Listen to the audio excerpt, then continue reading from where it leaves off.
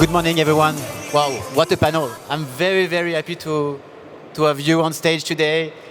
And thank you, Emilie. You are CEO of Salesforce. Thank you, Olivier. You are CEO of CDC. Thank you, Olivier. You are CEO of Crédit Agricole. I hope the temperature is better now. I see a lot of people today. So maybe let's start our discussion with a bit of vision and ambition. Companies who succeed the most in AI have something in common. They have a very clear vision and ambition for AI. Maybe let's start with you, Olivier, for Crédit Agricole. How do you integrate this vision? How do you integrate AI into Crédit Agricole vision and ambition? Thank you. I'm very delighted to be with you today.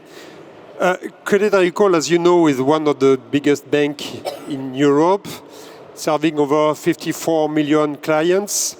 And a few days ago, we unveiled a strategic plan where AI stands as a strategic pillar for our future. And why it is so important for us to implement EA. AI is a powerful tool to improve our performance and our ability to deliver results. I think much like the internet in its time. Identify for us three main areas of our AI support our strategy. First, AI enables us to deliver faster. The banking landscape is changing fast, as you know. While they like some our strengths, digital native competitors like Revolut, Trade Republic, and so many actors challenge us with their agility and their speed. To keep pace, we must, the Crédit Agricole Group, must transform how we work. AI is central for this transformation. It empowers our developers and enables us to build digital offerings faster than ever. I'm sure of that. Our ambition, for example, is divide by two our time to market by combining AI and organizational transformation. Secondly, AI is a performance lever. It will help us to reduce our cost and to gain efficiency. For instance, in banking industry, as you know, I imagine, we spend a lot of time in managing risks, frauds, or compliance. Thanks to AI, we can improve our productivity and our efficiency. By 2028, it's the term of our strategic plan, we aim to save 20% of time spent on administrative tasks. It's our goal, our objective. Reduce 20% of your time with AI and achieve 50% efficiency gain in compliance. So the matter for us is the prime importance regarding our size. The last and the third, AI reshapes our client relationship. Client proximity, as you know, is our DNA. Today, proximity means delivering high personalized experiences.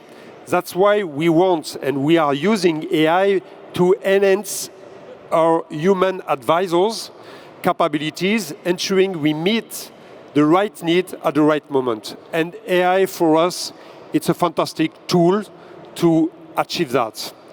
And we want, on the other hand, we want to rolling out fully digital journey, supporting by AI, and we work on that for B4 Bank or for LCL at the moment. Our goal really is to scale AI across every entity in the group, always in service for, obviously, our clients. So strong ambition in terms of growth and cost to serve, right? Cost to serve, growth, and better service for our clients. For your clients, right. Maybe Olivier, same question for Caisse des Dépôts. So we've got a slightly different approach. We've got a double approach. The first approach will be probably the same than Olivier for Crédit Agricole, for Caisse des Dépôts, which is a bank. It's AI for ourselves. But we've got the second approach, which is AI for the country. How can Caisse des Dépôts leverage the AI for the country? And we've been developing a roadmap that I made public called Digital Horizon for 2030, where we will implement different axes. First is funding. We're a big funder. We want to IPO maybe 5 or 10 startups to bring it to the late stage as really our digital champion. And I committed myself to invest $500 million as a cornerstone investors to make sure we can facilitate the IPO. As President Macron said yesterday, we've got the chance to have a lot of startup environment, and we need to bring them to the late stage, which is getting access to the market. I'm also a board member to Euronext, to enable them to raise big amount of money. The second axis is we need to help also small and medium enterprise. Of course, large companies such as Crédit Agricole, they've got the levers to adopt AI, to implement AI. But this is going to be the role of BPI France to make a huge roadshow where we are going to visit 10,000 small and medium enterprise to help them adopt, enable, and implement AI in their companies. And the third level is going for the territories. You know, in Caisse des Dépôts, we've been helping the cities, the regions, the departments all over in France. We've been doing that for the FTTH. We've been deploying 12 million lines of FTTH, which makes France the most connected countries. President Macron said yesterday we've got the power, the energy, which is a green energy, but we also have to know that France is a highly connected country. You've got regions such as Grand Est where the rate of coverage by FTTH is above 98%. It means that in every village, in every part of France, you can set up a business, you can have access to the AI because you need to have connection. And we are going to do the same for the countries, helping mayors who are willing to implement AI for regions as Nouvelle-Aquitaine or Hauts-de-France or Lyon. We are going to help them do this as we have done it for the FTTH. Thank you, Olivier. Emilie, I would like to have your view as a global tech leader on how do you see the evolution of AI and of AI adoption, and according to you, what is the next best move for your clients? So yes, we are a tech company, but we are a purpose company. And I will explain why. Because as you mentioned, AI is not a tool. AI is a real revolution. And in this revolution, it's the first time ever that we have an innovation that impacts everyone at the same time. A child can challenge a teacher. An employee can challenge his company. A customer can challenge his company. A citizen can now challenge his own government. And this is why, in this revolution, to me, there is, the key question is to understand what we want in this new world. AI, is it on the people or is it for the people? And I do believe that there is an opportunity to take the agentic word in the right way to be for the people. That's, to be honest, to set up the scene. And when I say that, then when you look at the way to take benefit of that, it's like the accordion model. Accordion is like, companies, sometimes they fail. Most of them actually could fail, when they want to look at the values. The accordion is to say, you need first to think big. When you think big, you analyze with who you want to work with, what is the evolution of my business model, and what are the use cases that I imagine will bring values. And then, the second movement is that after thinking big, you begin very focused. And again, when you define the scope, you need to go live very fast. So immediately, you don't wait 1, 2, 3 years. It's not enough. And when you see that it's go live, you see the value on a dedicated scope. And last, you need the money and you need the investment to have the savings or the growth agenda that you mentioned. And I really think that, it's the secret sauce when you look at big companies like PepsiCo. They announced to be fully agentized by the end of 2026. If you look at Adecco, it is the investor day of Adecco today. When you look at what they have done in the UK, they launched an agentic platform in the UK. 66% of their business model now is done 24/7 to qualify candidates and to bring more people to work. So this is, the new way where you don't copy-paste the way you work, you reinvent the process in an agentic world where you rebalance agents, virtual colleagues with your people. You mentioned kids, if I may comment. To be honest, my children doesn't need AI to challenge me every day. So That's the point. it's another issue. Let's maybe move from the why to the how. It's very important to have a clear strategy, a clear ambition, but at the end of the day, if the execution doesn't follow, it's pointless. So maybe let's start with you, Emilie. You work with a lot of companies. So according to you, what is the recipe to succeed this large-scale transformation? And please share with us some concrete example if you have it. Last week, BCG, made a study, and they asked one single question to employees, so not to the management, but to employees to say, how do you see AI? 67, of them, they say it's a virtual colleague. It's not a tool, it's a virtual colleague.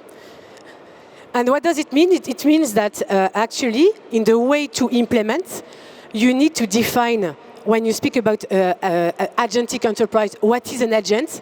So what is the scope of task? What is the job description as you may do for an employee?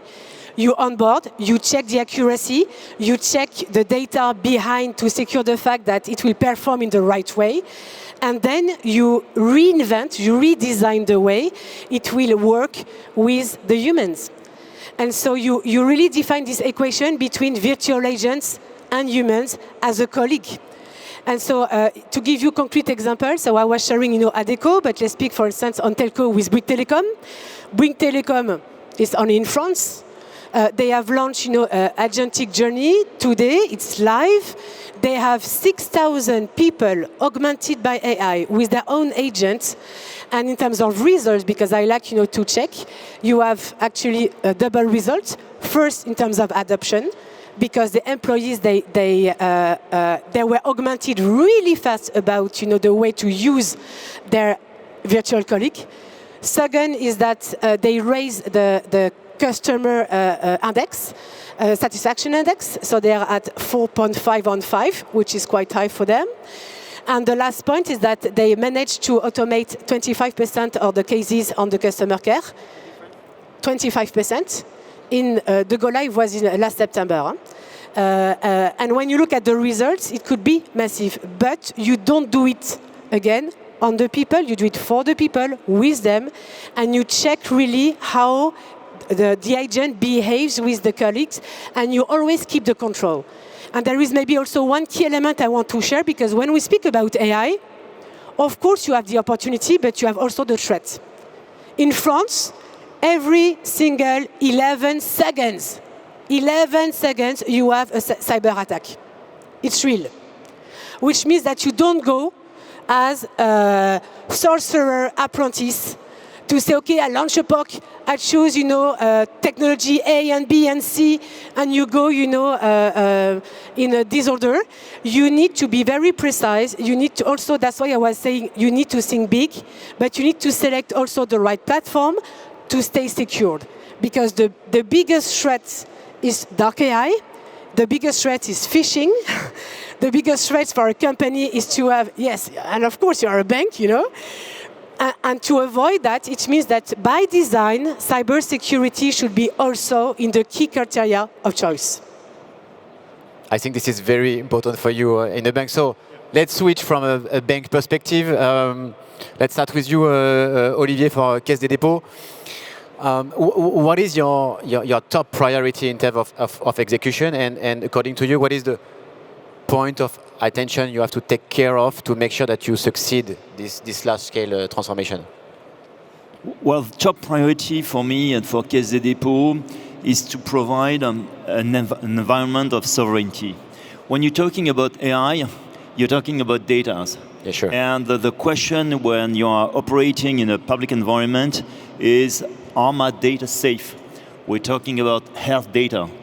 I'm just going to test with the audience. Who knows Pronote? Raise your hands, but Pronote. You see? What is Pronote? Pronote is the software when you connect to check the grades of your kids. Well, nobody wants to discover one day that Pronote has been hacked and that the data of all our kids are somewhere in the cloud, not secured. Pronote is a subsidiary of La Poste, part of a group. And I can guarantee you that the data of your kids are in a safe environment, a trusted environment.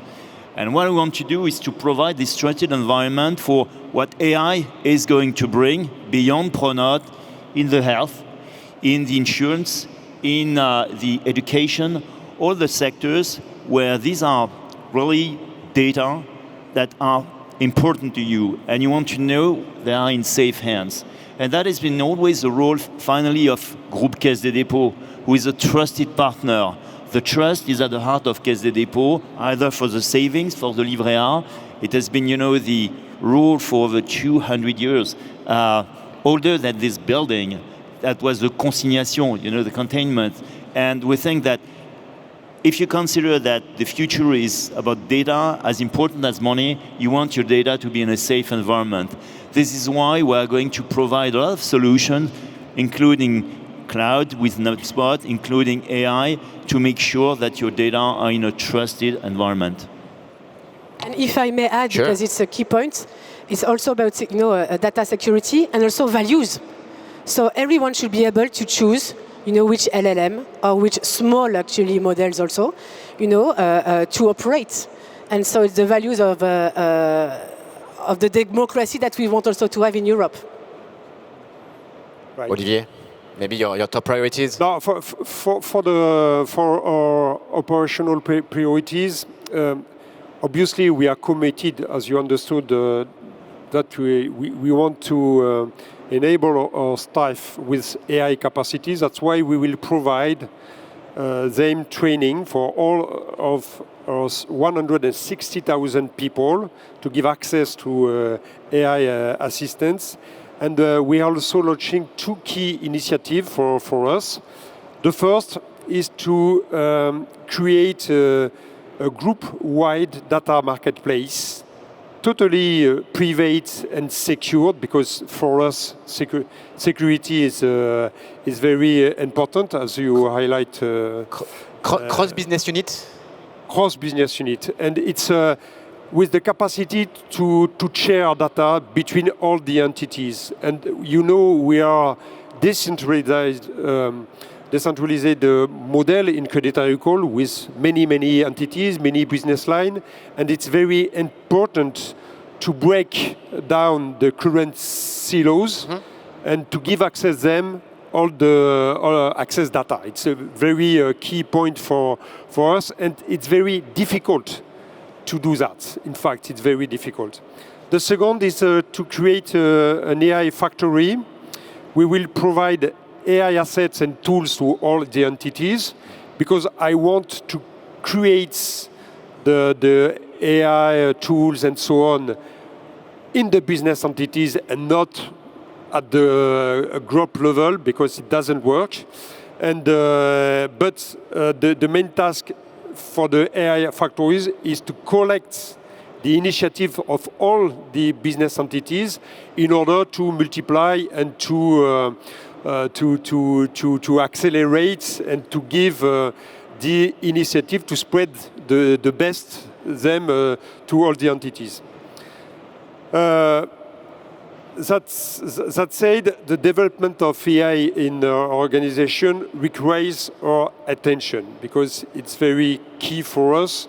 Obviously, As you know, the strength of the Crédit Agricole Group is the proximity to our clients, and we want to give and to have a human touch, because for us it's always we want to distinguish us with this human touch. You don't want to be a Revolut. You don't want to be a Revolut. No, I don't want to be a Revolut, because we want to be at the best level, to do the same, in fact, but to make the difference with the human touch. It's very important in your model. That's why we want to keep them. Obviously, to invest in the AI tool, Agentia, and so on. It's very important for productivity, for efficiency, but to keep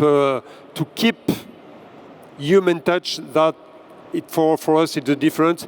Even if the AI tool, the AI agent, etc., will make a lot of progress, but I'm sure that it cannot replace in the future human and our advisor. It's very key point for us. And I take, for example, the healthcare sector. We know that AI can replace very easily doctors and so on, and the diagnosis it's much accurate that the team of doctors can do. But for reinsurance, for the human, it's very important to have a contact, to have a touch with human, with doctor. And for banking sector, for me, it's the same. That's what to highlight. Invest a lot in AI tools, but keep the difference with with your advisor and with your human capabilities. I mean, for the people, you're right. And I think that there's also a big gap, because the pace of innovation in terms of technology is by far going really fast compared to the pace of adoption. And so this gap, how to tackle it, and I think that you have here two fantastic CEOs to see that the topic is not an IT topic, it's a CEO topic. And yes, it is a CTO topic. Yes. That's why you are here today. Yes, and because our organization is very resistant. And that's why if you are not engaged on the topic at the level of the CEO, it doesn't work. Exactly. And that's why it's very important, and that's why in our strategic medium plan, I've played this topic at the high level of the priorities of the group. And that's why, if I share a bit, we are at Salesforce 80,000 people. How to embark, and we are a tech company, so the DNA, the technology quotient is quite high. Could you imagine that you have 4 updates of Agentforce in less than a year? How to absorb all those innovations coming so fast? We have 2 days per month compulsory for everyone of trainings. You need to train, and to rethink the way you're going to work. And so this is what I call the 4R. Is that don't think that you copy paste the way you work as like today for tomorrow, which means that you need to redesign the process. Then you need to reskill massively and continuously your people. You need to redeploy the way you're going to work, and finally to rebalance and track, to have a closed loop to readapt.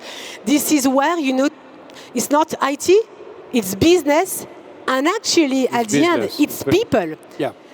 People, which means that it's not CHRO, it's a chief people officer, if I may say, carried at the top of all our companies. Agree. Totally agree with that. No, it's okay. No, so at the end of the day, common purpose, strong ambition, very clear top priorities, investment in people, and strong execution. This is the key of the success. Agree? Yeah, agree. Thank you. That's synthesis. Thank you very much. Thank you very much. Thank Thank you. you very much. Bye-bye. Thank you. Thank you very much.